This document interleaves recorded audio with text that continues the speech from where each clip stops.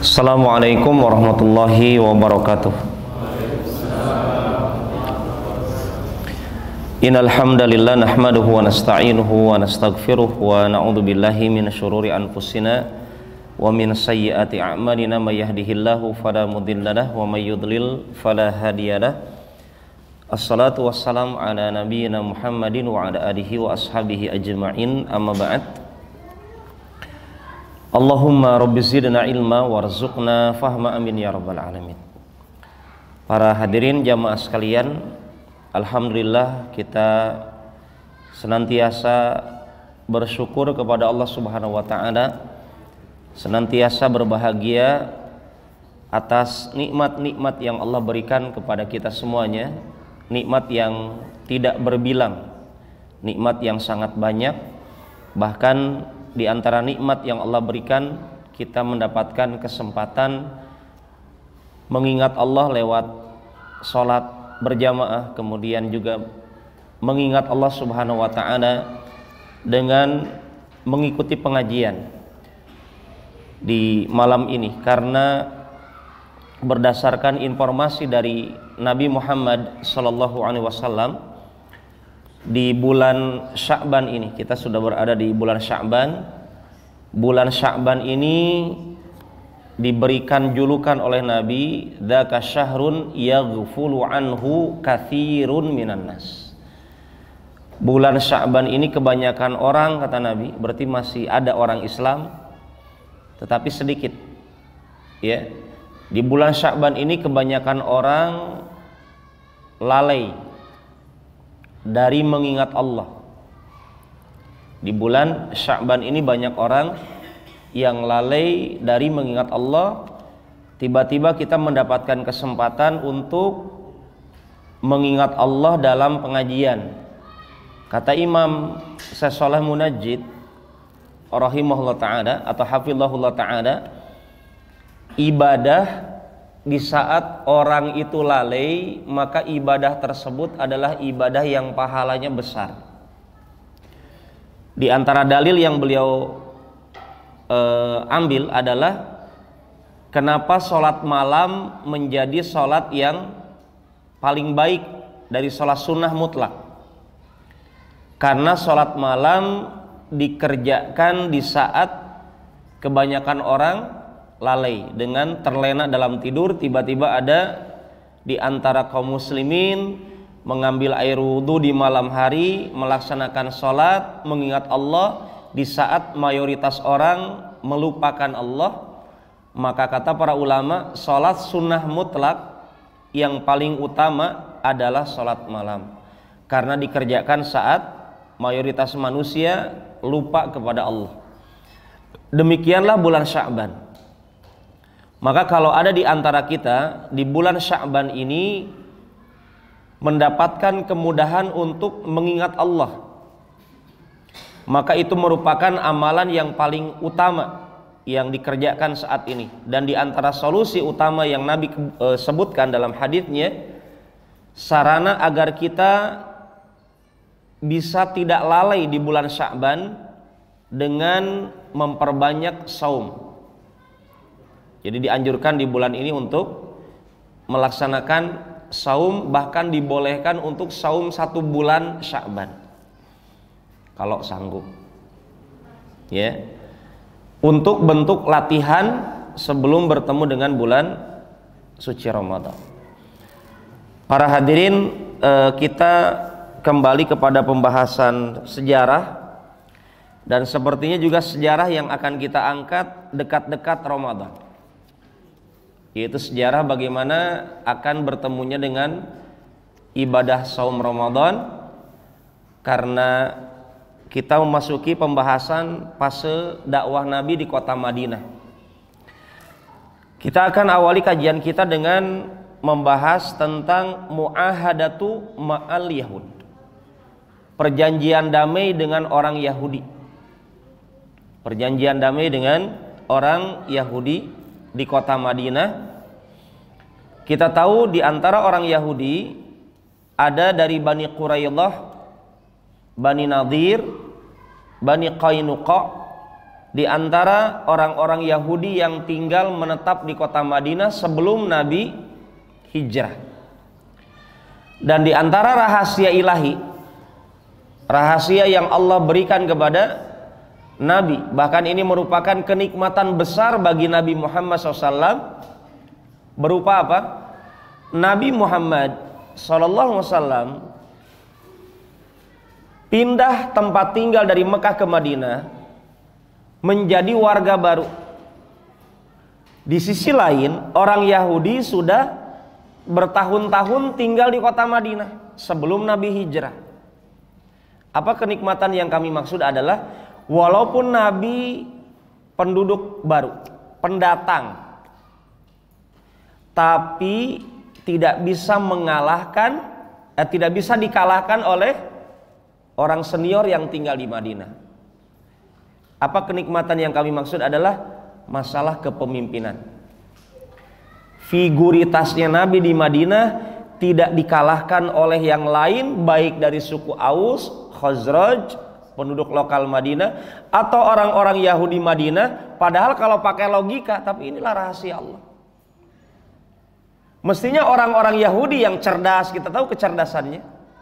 Ya, mestinya mereka sudah tahun-tahunan tuh tinggal di Madinah. Mestinya mereka punya orang nomor satu. Siapa yang difigurkan, siapa yang ditokohkan, siapa yang didengar. Tapi karena kita tahu dari sejarah Yahudi di Madinah, mereka itu orang yang mendolimi penduduk lokal. Di antaranya apa? Ketika mereka meminjamkan, karena orang Yahudi juga bukan asli Madinah, mereka pendatang. Orang Yahudi tidak punya negeri. Palestina saja itu mereka merampas, ya, dari kaum muslimin. Orang Yahudi memang sebagaimana dari zaman Nabi Musa alaihissalam, mereka itu yatihuna fil ardi arba'ina sanah. Ada kisahnya di dalam Al-Quran. Orang Yahudi itu pernah ketika tidak taat kepada nabinya, disebabkan ketidaktaatannya sama nabinya, yatihuna fil ardi arba'ina sanah. 40 tahun mereka luntang-lantung di dunia ini, nggak tahu kemana. Karena sebab tidak taat sama nabinya, akhirnya mereka berjalan-jalan. Maka dinamakan juga, kenapa dikatakan Bani Israel? Karena memang orang Yahudi itu biasa berjalan di muka bumi. Ya, kita dapatkan di antara perjalanan mereka ada yang ke Yaman, ada yang ke Madinah. Ya, di Madinah ini mereka tidak ada satupun orang yang difigurkan menjadi suara nomor satu, itu didengarkan dari orang ini tidak ada. Alhamdulillah, ini adalah bonus dari Allah. Rahasia ilahi yang kita maksud adalah ini. Akhirnya ketika Nabi baru datang ke Madinah, disambut kaum muhajirin dengan Ansor, menjadikan Nabi orang yang suaranya ditokohkan. Apalagi kita tahu bagaimana kewibawaannya Nabi. Ucapannya wahyu dari Allah, otomatis menunjukkan kemukjizatannya ucapan Nabi Muhammad alaihi assalatu wassalam. Dan ini semuanya tidak keluar dari skenario Allah. Sebagaimana kisahnya Nabi Musa, rasa takutnya Fir'aun. Semua bayi laki-laki dari Bani Israel yang lahir di zaman Fir'aun semuanya dibantai karena Fir'aun bermimpi akan dihancurkan singgasananya dengan seorang keturunan Bani Israel. Ternyata siapa yang menghancurkannya? Anak angkatnya Fir'aun.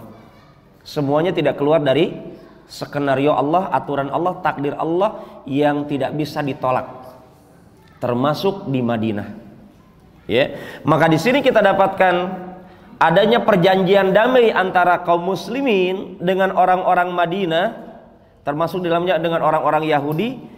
Perjanjiannya yang pertama, orang Yahudi dan orang-orang Islam harus bahu-membahu, tolong-menolong selama di kota Madinah. Ini di antara poin-poin utamanya. Kemudian orang-orang Yahudi dilarang untuk berkoalisi dengan orang-orang Quraisy. Ini di antara bentuk perjanjiannya. Ya, dan di dalamnya siapa? Penduduk lokal Madinah, Abdullah bin Ubay bin Salul, yang nanti pura-pura masuk Islam.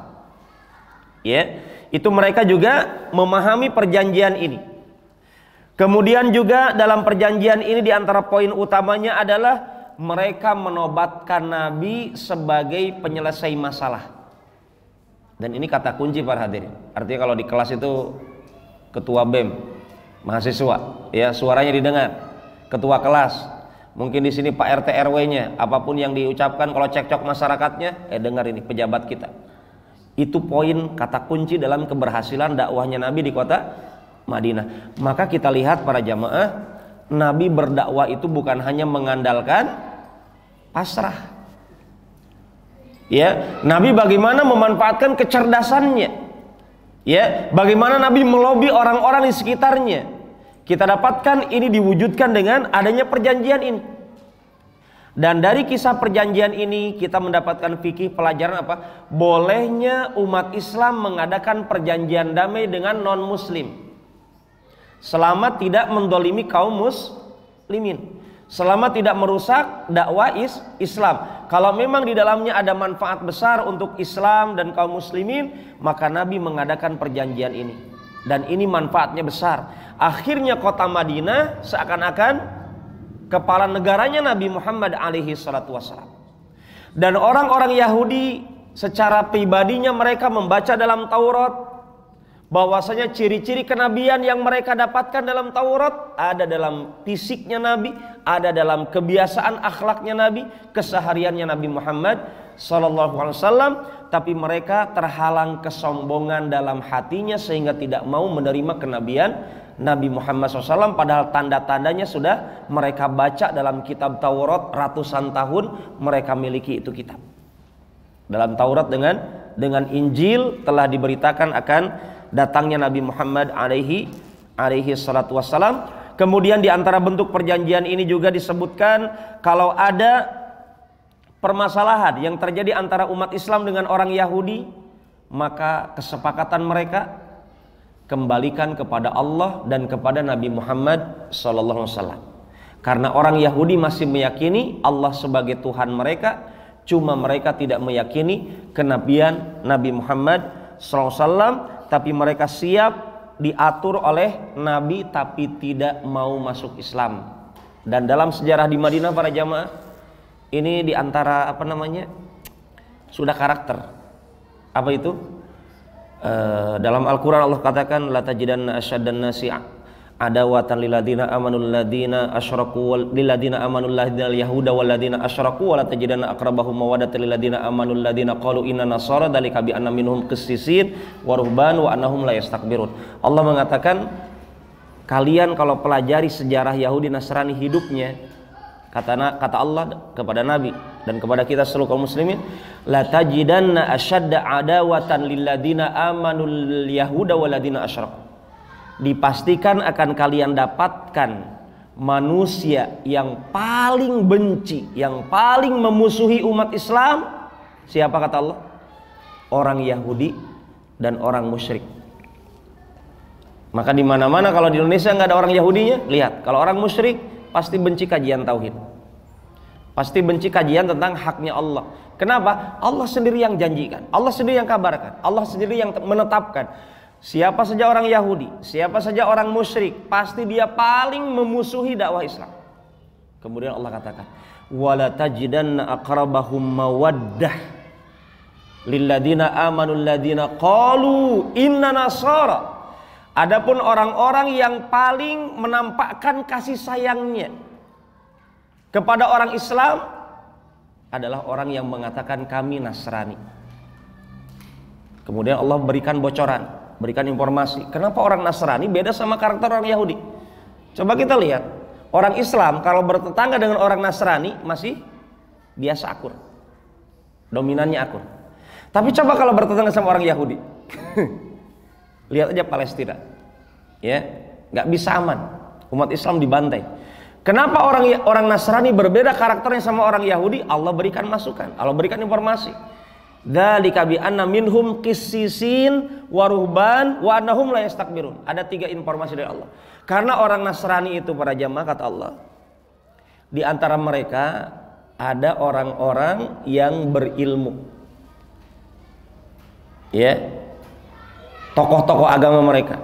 Di antara mereka ada yang ahli-ahli ibadah. Jadi jaga hati, agama kasih sayang, kan mereka mengatakan demikian. Itu bermanfaat dengan dakwah Islam dan dirasakan. Kemudian ciri utama mereka yang ketiga apa? Selain ada petinggi agamanya yang betul-betul fokus mempelajari Injilnya, ya. Kemudian juga ada yang ahli ibadahnya, ya. Kemudian yang ketiga, wa annahum la yastakbirun, kata Allah. Mereka itu tidak sombong, beda sama orang Yahudi. Orang Yahudi itu sombongnya bukan main. Dan itu dirasakan oleh Nabi ketika di Madinah. Nabi Muhammad SAW mendapatkan jumlah orang Yahudi yang masuk Islam selama Nabi hidup di Madinah sedikit. Tapi kalau orang Nasrani yang diberangkatkan Mu'ad ibn Jabal ke Yaman, di Yaman kan orang Nasrani. Orang Nasrani di Yaman itu banyak yang masuk Islam. Ya. Kemudian belum nanti Raja Najasyi di zaman Nabi nanti. Ada Raja Najasyi yang kisahnya kemarin ketika para sahabat hijrah ke Habasyah, ke Ethiopia di pas Mekah kemarin. Itu Raja Najasyi masuk Islam. Otomatis rakyat-rakyatnya ada yang masuk Islam. Sampai ada syariatnya sholat goib. Ya. Sholat goib, sholat jenazah, tapi jenazahnya tidak ada di hadapan kita. Itu disyariatkan oleh Nabi kapan? Ketika ada berita wafatnya Raja Najasyi di Habasyah, Nabi sedang di luar Habasyah. Ini kita dapatkan para jamaah. Maka dengan adanya perjanjian ini, sejarah akan berbicara siapa yang ahli berkhianat, siapa yang menjaga amanah. Dan semuanya akan terbongkar. Orang Yahudi itu karakternya suka berkhianat. Para jamaah kaum muslimin yang dimuliakan dan dirahmati oleh Allah Subhanahu wa taala, kita beralih kepada setelah pasca perjanjian. Sudah ada perjanjian, sama-sama saling berusaha menjaga negara kota Madinah, mau Yahudi, mau Muslim, mau non-Muslim, semuanya sepakat. Kita ini satu negara. Itu zaman Nabi seperti itu. Kemudian apa yang terjadi? Tiba-tiba di kemudian hari orang Quraisy datang ke Madinah. Orang Quraisy berbicara kepada orang-orang kafir, ngomporin, gembosin, provokasi, berusaha untuk merusak perjanjian damai ini. Begitulah musuh para jamaah. Dan ini harus diingat bahwa konsep permusuhan ini abadi. Makanya kenapa dalam Islam, Ustaz, kenapa sih harus ada Palestina? Kenapa sih harus ada Suriah? Kenapa sih harus ada Irak? Kenapa sih harus ada Yaman? Ini kota-kota negeri-negeri akhir zaman. Nama-namanya dikabarkan oleh Nabi dekat-dekat hari kiamat. Ini kota-kota yang sangat diabadikan oleh Allah untuk persiapan hancurnya dunia ini. Itu kota-kota itu abadi. Maksudnya kota-kota yang menunjukkan akhir zaman itu ke situ.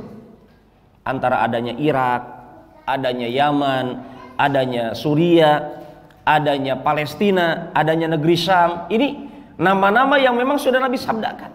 Negeri-negeri akhir zaman. Dan Yahudi Nasrani juga sebagai agama yang lama hidupnya dibandingkan agama-agama yang lainnya. Kenapa? Karena ini agama yang terus-terusan bermusuhan sampai akhir zaman. Cuma Islam memberikan solusi bagaimana menyikapi permusuhan ini. Maksud kami adalah kita diajarkan, ingat bapak-bapak, ibu-ibu, kita sebentar lagi berjumpa dengan bulan Al-Quran, bulan Ramadan. Maksud kami tolong nanti kalau Ramadan jangan hanya sekedar khataman, ya, jangan hanya sekedar membaca. Coba ada saatnya kita mempelajari kandungan Al-Quran. Di situ ada sejarahnya Yahudi Nasrani. Dan Allah menyebutkan permusuhan kita dengan Yahudi Nasrani dari sisi keyakinan itu abadi, tidak bisa dirubah. Dengan konsep banyak dalilnya. Salah satunya apa? Ya, kita ambil ayat-ayat yang sudah kita hafal. Al-Kafirun, lakum dinukum waliyadin. Sudah selesai itu. Bagi anda agama anda, bagi kami ada agama kami. Sudah, Yahudi silakan fokus ibadah Yahudi, Nasrani silakan fokus ibadah Nasrani. Kita umat Islam jangan baku lirik sama ajaran mereka. Kita fokus dengan agama kita. Itu konsep yang Allah tegaskan dalam agama, dalam hidup. Inna dina indallahil Islam. Hanya agama Islam yang diridhoi oleh Allah. Itu sudah Allah konsep dalam Al-Qur'an. Wa may yabtaghi ghairal islami dina fala yuqbala minhu wa huwa fil akhirati minal khasirin. Siapa yang coba-coba mencari agama selain Islam, apa kata Allah? Fala yuqbala minhu, lan, tidak akan pernah. Itu lan itu maknanya kalau dalam bahasa Arab, coba Anda pelajari. Lan artinya adalah sesuatu yang tidak akan pernah. Kalau ada di antara kita coba-coba mencicipi ajaran non-muslim, ya, Allah tidak akan pernah menerima Anda.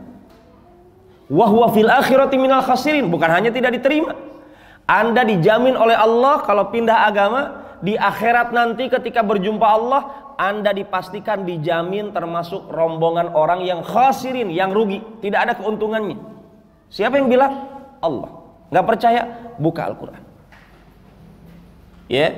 Kemudian Allah katakan, walan tarda ankal yahud walan nasara hatta tattabi'a millatahum. Tidak akan pernah ridho kepada kalian Yahudi, Nasrani, sampai kalian mengikuti ajaran mereka. Baru Yahudi, Nasrani ridho, bapak-bapak, ibu-ibu menjadi teman mereka. Kita sudah diberikan konsep jelas. Kenapa para jamaah demikian? Karena kalau kita menjalankan agama kita 24 jam, 60 tahun seumur hidup kita, ajaran agama kita itu full day para jamaah. Kalau Anda mau jujur, ingin mengamalkan Islam 24 jam full, Anda nggak akan sanggup semuanya diamalkan. Islam itu sudah padat. Kita itu sudah sibuk dengan agama kita. Maksudnya adalah, kenapa sih Allah kok Islam itu sempurna banget? Di antara hikmahnya apa? Agar kita tidak tertarik dengan agama lain.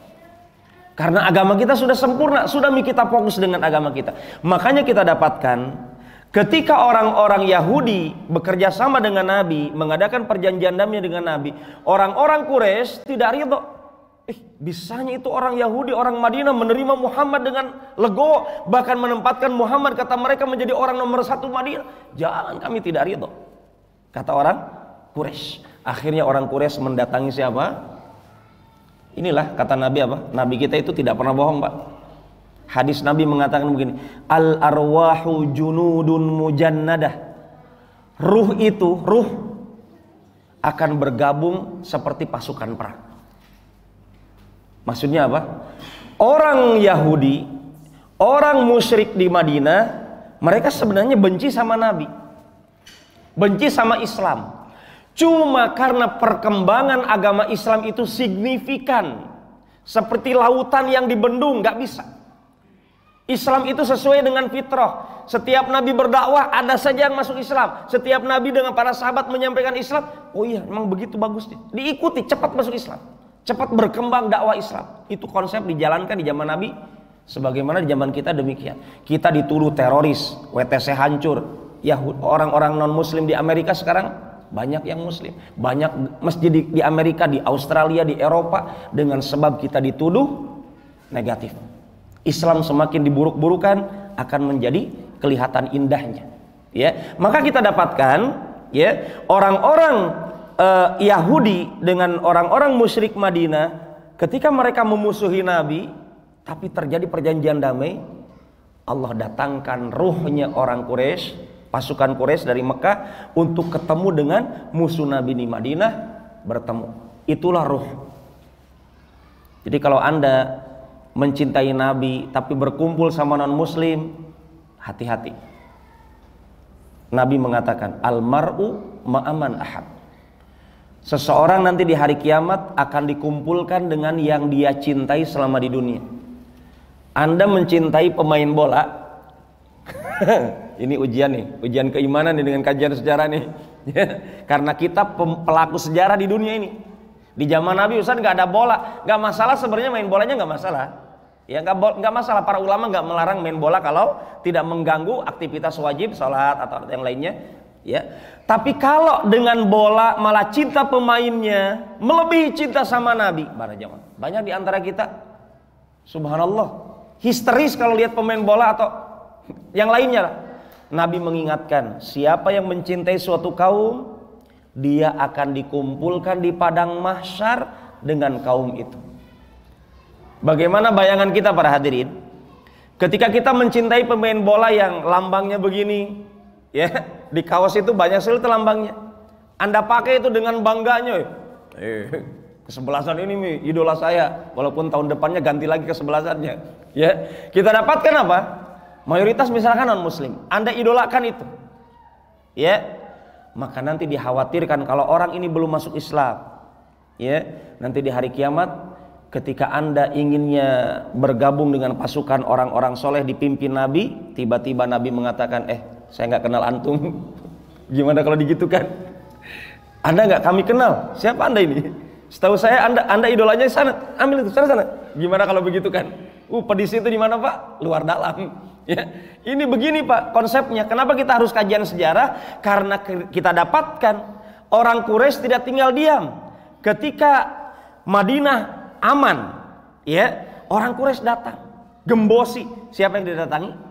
Yang didatangi Abdullah bin Ubay bin Salul. Jadi orang Quraisy ngerti politik para jemaah. Orang Quraisy ngerti siapakah musuh dalam selimut umat Islam. Siapakah orang kafir yang pura-pura masuk Islam? Siapakah orang kafir yang dekat dengan orang kafir? Siapakah orang non muslim yang dekat dengan orang Quraisy? Di sini orang Quraisy ngerti, mereka datangi Abdullah bin Ubay bin Salul. Siapa Abdullah bin Ubay bin Salul? Yang dulu kita ceritakan, mereka akan menempatkan mahkota kebesaran di Madinah di atas kepala Abdullah bin Ubay bin Salul, batal gara-gara datangnya Nabi ke Madinah. Akhirnya orang Quraisy berkata kepada Abdullah bin Ubay bin Salul, innakum awaitum sahibana. Kata orang Quraisy, wahai orang Madinah, beraninya kalian, bisanya kalian melindungi orang yang bagian dari kami orang Mekah, yaitu Nabi Muhammad SAW dengan para sahabat Mekah. Maksud orang Quraisy, kalian bisanya melindungi mereka. Ya, wa inna nuqsimu billah. Perhatikan, orang Quraisy sebenci-benci mereka sama utusan Allah, sama Islam, mereka masih mengatakan demi Allah. Perhatikan baik-baik. Orang Quraisy berarti kenal Allah tidak? Kenal. Mereka mengatakan demi Allah, latuqatilannahu aw latukhrijannah. Kalian, kami sumpahi loh, kata orang Quraisy, kalian mestinya memerangi Muhammad. Kalian mestinya memusuhinya. Kalian mestinya berperang menghadapi mereka.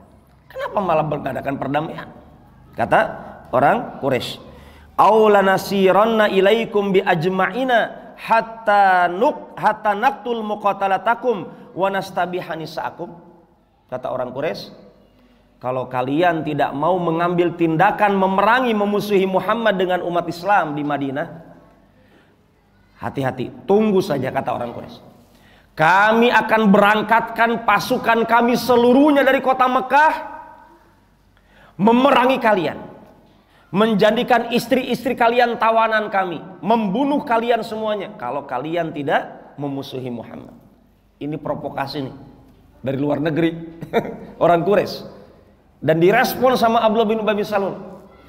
Dan berita ini didengar oleh Nabi Muhammad Sallallahu Alaihi Wasallam. Akhirnya apa yang terjadi para jamaah? Orang Yahudi, orang-orang kafir Quraisy di Madinah berkumpul ingin memerangi Nabi. Padahal perjanjian baru kemarin. Mereka ingin memerangi Nabi, hasil provokasi orang Quraisy. Akhirnya Nabi Muhammad alaihi salatu wassalam, beliau mengatakan, mereka berkumpul, para sahabat berkumpul. Ini penduduk Madinah langsung berkumpul, Pak. Dan perlu diingat kembali, luasnya kota Madinah di zaman Nabi seluas Masjid Nabawi saat ini dengan halamannya. Itu luasnya kota Madinah di zaman Nabi. Jadi semuanya berkumpul. Disinilah Allah lihatkan kecerdasan dan kepiawaian Nabi berdiplomasi, meredam provokasi ini. Nabi mengatakan, laqad balagha wa'ida Quraisy minkumul mabaligh. Oh, kata Nabi, sungguh telah sampai berita ancaman orang Quraisy kepada kalian dengan ancaman tingkat tinggi. Ya, makana tukidukum bi aktsar ma turiduna an takidu bihi anfusakum. Tipu daya orang Quraisy kepada kalian kalau direspon sama saja seperti tipu daya kalian menghancurkan diri kalian sendiri. Coba perhatikan baik-baik kata Nabi. Kalau kalian terprovokasi sama omongannya orang Quraisy, siapa yang dibunuh nanti peperangan di kota Madinah? Kata Nabi, kalian akan baku bunuh dengan kerabat kalian sendiri. Ini diplomasi Nabi untuk meredam. Ya, kalau terjadi peperangan di antara umat Islam Madinah ini, mereka siapa? Bisa jadi kakak kalian, ibu kalian, anak kalian, keluarga kalian. Ini provokasi dari luar, kata Nabi. Akhirnya para jamaah, sebenarnya Abdullah bin Ubay bin Salul tidak mengharapkan jawaban Nabi ini. Tapi namanya rahasia Allah. Allah yang ngatur lisannya Nabi untuk menjawab seperti ini. Ya, akhirnya Abdullah bin Ubay bin Salul hanya meredam kebencian di hatinya. Orang-orang Aus, Khazraj, orang-orang Madinah dari Yahudi akhirnya dengan ucapan ini batal untuk memerangi Nabi saat itu. Karena dipikir-pikir kata mereka, kalau kita perang, para jamaah, penduduk Madinah yang berperang, siapa yang menang? Orang Quraisy. Orang Quraisy nonton, tunggu saja berkurangnya umat Islam ya sekian persen mungkin nanti katanya. Berkurangnya orang Madinah sekian persen, sudah tinggal datang orang Quraisy. Itu apa namanya? Politik adu domba dari orang Quraisy, dan batal direspon sama orang-orang non muslim di Madinah. Tetapi orang Quraisy tidak tinggal diam. Tiba-tiba ada dari penduduk Madinah melaksanakan umroh ke Mekah. Dari penduduk Madinah melaksanakan umroh ke Mekah, dan orang Madinah ini ngerti akan adanya permusuhan orang Quraisy dengan penduduk Madinah dengan perjanjian tadi, dengan provokasi tadi yang batal. Akhirnya ada orang Madinah yang umroh ke Mekah dilindungi oleh salah seorang penduduk Mekah. Tiba-tiba ada Abu Jahal.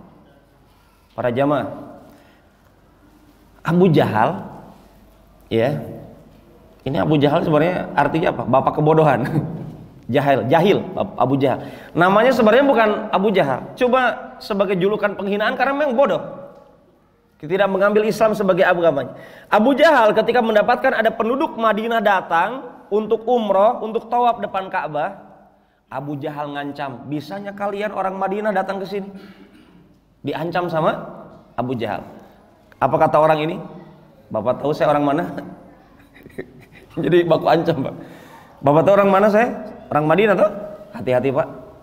Bapak dagangnya itu kalau ke Yaman pasti lewat Madinah. Maka nggak aman Bapak itu kalau bilang begini, saya laporkan sama penduduk Madinah.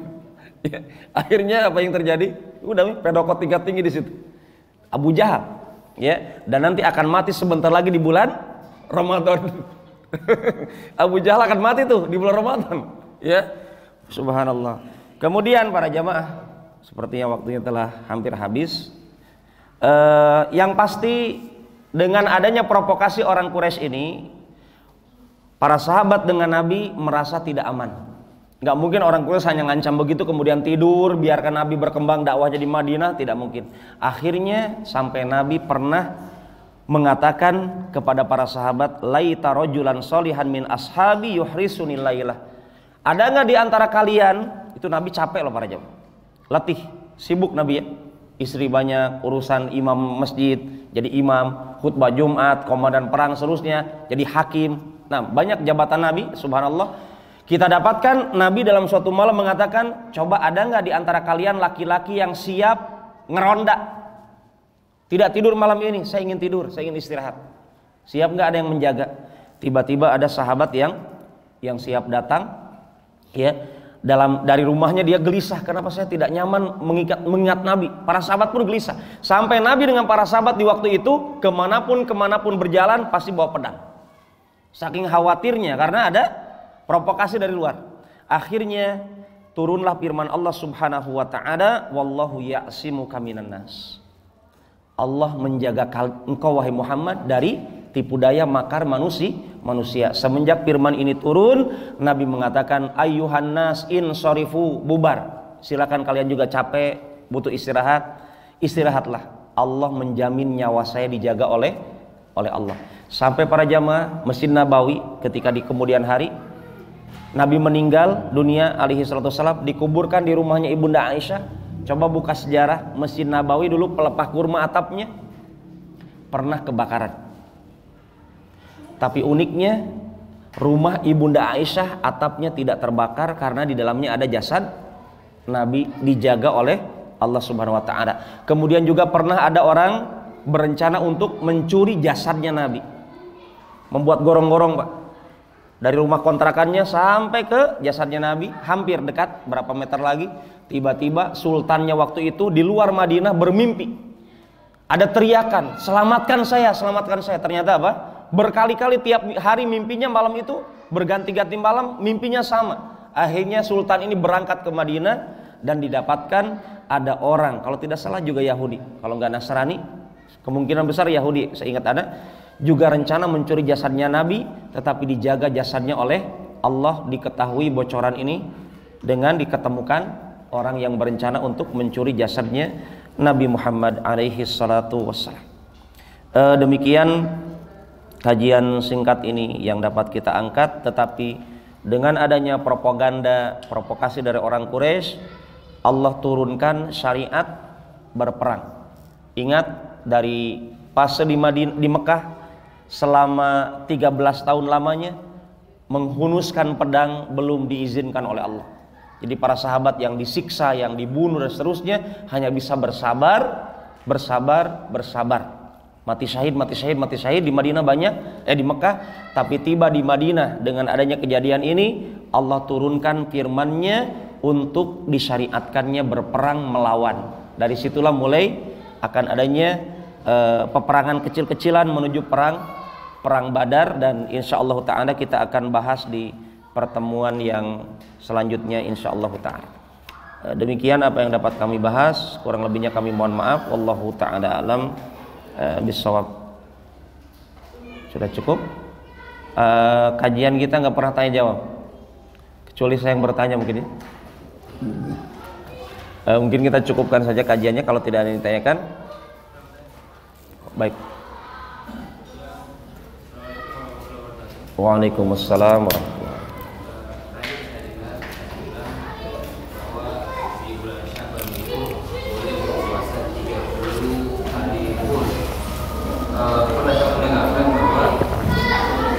dilarang menyambung puasa dari Syaban Ramadan.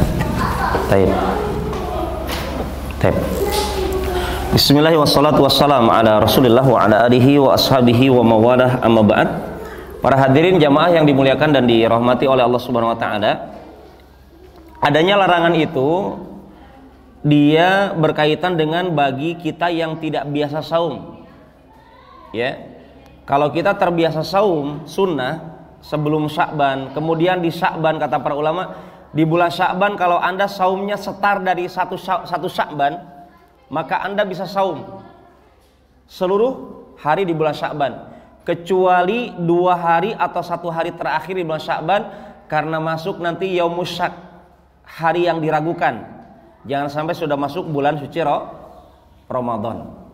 Ya. Tapi kalau Anda sudah rutin melaksanakan saum, misalkan yang biasa Senin Kamis atau saum Daud atau Ayamul Bid atau Senin Kamis dengan Daud lah ya kata.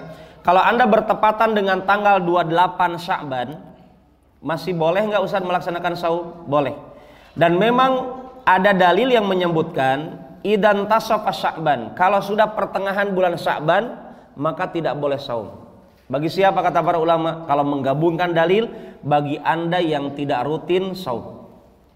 Tapi kalau yang sudah rutin, boleh dilanjut dari pertengahan Sya'ban pun silakan dilanjut, kecuali di hari-hari terakhir, 1 hari atau 2 hari terakhir sebelum Sya'ban berakhir, karena itu nanti masuk hari yang diragukan.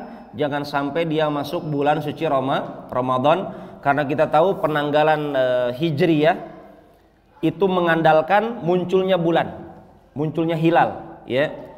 Maka ketika tanggal 29 itu antara prediksi apakah besoknya sudah 1 Ramadan atau bisa jadi besoknya 30. Disitulah dikatakan hari yang diragukan, Yaumus Syak. Maka lebih bagus untuk dihindari hari terakhirnya itu, yaitu tanggal 30-nya. Ya. Atau ada hadis yang lain mengatakan tanggal 29 dengan 30. 2 hari atau 1 hari sebelum bulan Sya'ban berakhir, karena itu masuk kategori hari yang diragukan. Nah, wallahu ta'ala a'lam. Cukup? Baik. Barakallahu fikum wa jazakumullah khairan. Subhanaka Allahumma wa bihamdik asyhadu an la ilaha illa anta astaghfiruka wa atubu ilaik. Assalamualaikum warahmatullahi wabarakatuh.